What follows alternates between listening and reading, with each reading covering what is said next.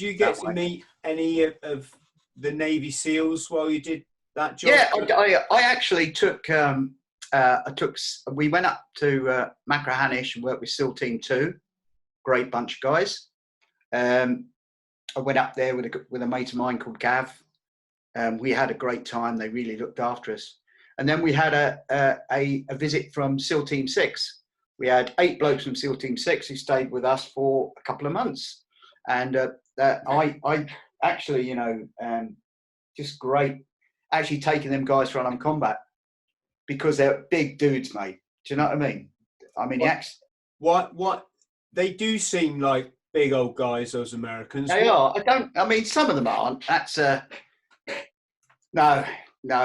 You know, some are, some aren't, but they are very, very fit lads, and they tend to be sort of big rugby, sort of, American football type guys. You know, I don't know. It's just what they are, really. But great blokes. I mean, brilliant sense of humours and stuff like that. And then I'd be taking these guys for unarmed combat, you know, and you had to get your demonstrations right, you know. So, you know, pistol disarms. You know, the guy'd go, I don't see how that works. Well, okay, I'll show you. And then it go, fucking, that's brilliant, you know. And they were really nice fellas, you know. How did they compare, Bernie, to the Navy SEALs is often referred to as kind of the American version of our SBS. Yes, yeah, it is. And it's very similar. They do similar jobs. The American SF is huge compared to our SF, you know.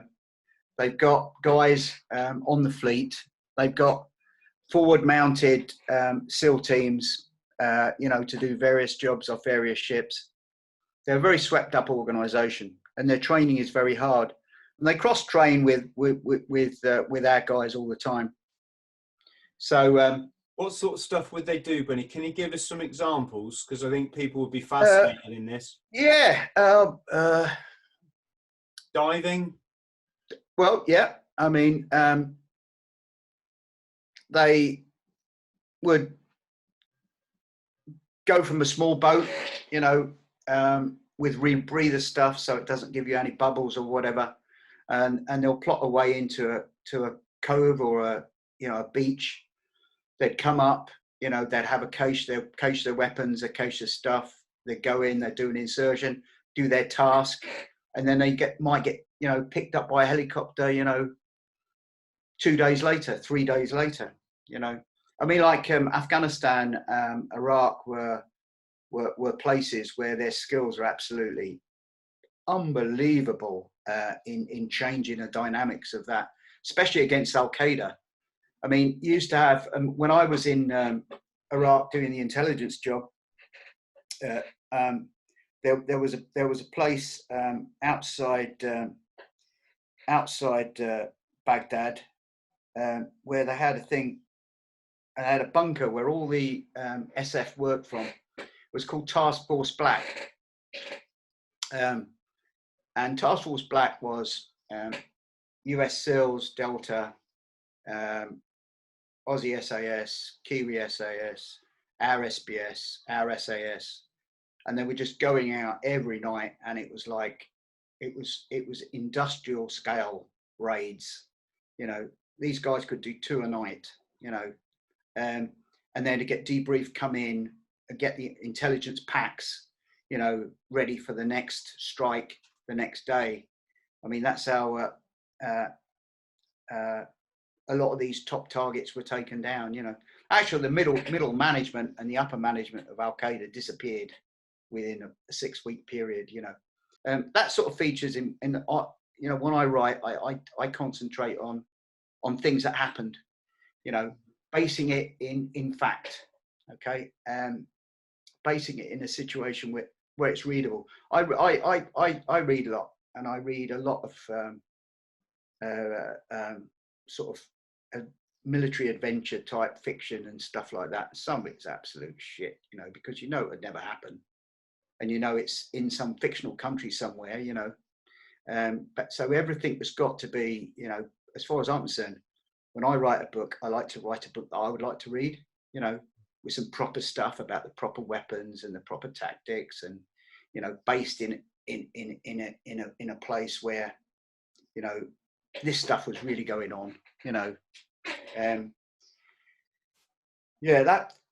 that time was a very, very fascinating time. And that was like when the SF really came into their own, every part of it, every nation, SF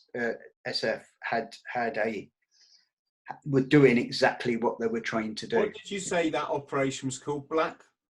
Task Force Black. Task Force Black.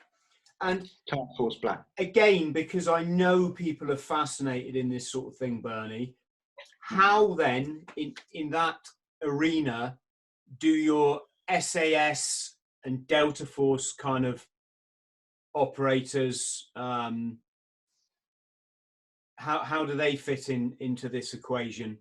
And the other regiments that I probably haven't mentioned. That basically everything was run from the Americans, really. And what would happen is guys would be in their 12 man groups, depending on the size of a unit. So it's different than a SEAL team is different than a troop of SAS guys, whatever. Troop of SAS guys can vary, depending on what they're doing, what rotations they're doing or whatever. But let's put it in our perspective. If you had your section, you had your 8 guys, okay? Yeah. Then you would go from one mission to another. So you'd either be prepping, getting ready to go out, prepping your weapons to go out, getting briefed up on the target, getting ready to go out on the pad at night, coming back the next day, smashing a place, and that was a generic word for it, taking a target down, coming back. You've got the prisoners, you've got the information, or you've had to kill them, so you come back in again, and that information then was taken by the intelligence specialists, and the intelligence specialists would work out the next intelligence pack for the next operation. Mm-hmm. And then other things would feed into that. So, human, like the unit that I worked for in a previous time, would be gathering that information through informers, through spies. They'd be getting their leads. Them spies are being debriefed. Reports will be written. They'll be compared to other bits of what we call the intelligence cycle.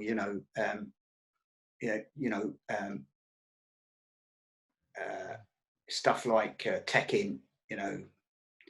What goes on phones and internets and shit like that. Yeah, okay. Everything is cross-referenced, and if that target is a target, it gets hit. Mm.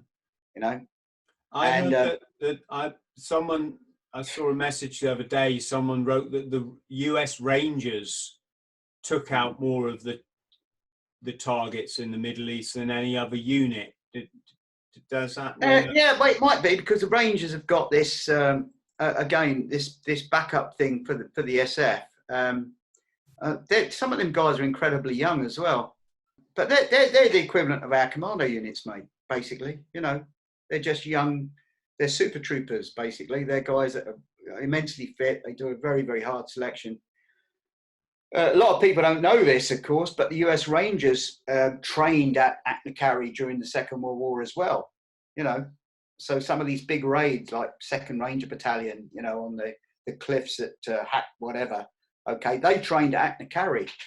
They trained in our tactics, and we've still got this close affinity with the Rangers, So it's pretty good, actually, for an ex-Marine, because you've got this affinity with the US Marines that I love, and you also got this other affinity, like with the US Rangers, who are basically not that different than you are, So it was all good, especially I was working with the US Army and US Marines.